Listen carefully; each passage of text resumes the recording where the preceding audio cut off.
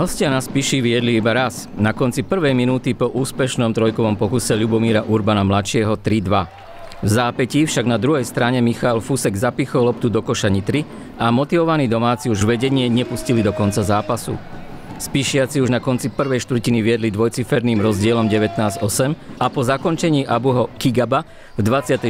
minúte prvýkrát aj o 20 bodov 36-16. Rytierom sa rozstriedali viacerí hráči a prvýkrát v sezóne aj americký rozohrávač Leuven Pipkins, ktorý za 28 minút na palubovke nastrieľal 24 bodov.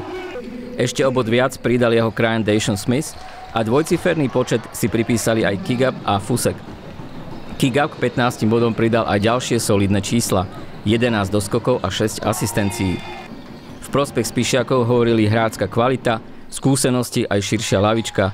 Minútu a pol pred koncom tretej štvrtiny viedli domáci po trojke Pipkinsa už o 25 bodov, 73-48.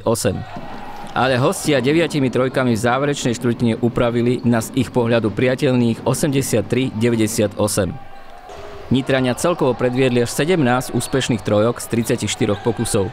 4-krát bol spoza oblúka úspešný aj 18-ročný Urban, syn trénera Nitry Ľubomíra Urbana staršieho a zároveň mládežnícky reprezentant Slovenska. 17 rok nič neznamená, keďže sme prehrali zápas. Musíme hrať od zápasu k zápasu, zlepšovať sa a je to len začiatok sezóny a budeme veriť, že sa budeme zlepšovať a dopadne to lepšie na budúce. Tréner domácich Rysov Theo Hojč po zápase odpovedal aj na otázku, aké náročné je udržať koncentráciu hráčov na vysokej úrovni, keď už v polovici druhej štvrtiny vedú o 20 bodov. Ja osobne, nie že sa bojím, ale keď na polčas idem z nejakých 15 bodov vedenia, vždy dávam prst hore v šatne a vždy skúsim hráčov nejak, že zostanete koncentrovaní, ešte není konec, hrá sa ešte 20 minút a to je vždy tá istá práca. Niekedy sa podarí lepšie, niekedy horšie. Dneska, hovorím, nebola tá istá intenzita v druhom polčase, ale OK. Boli sme útočné OK, takže nám to stačilo na výhru dneska.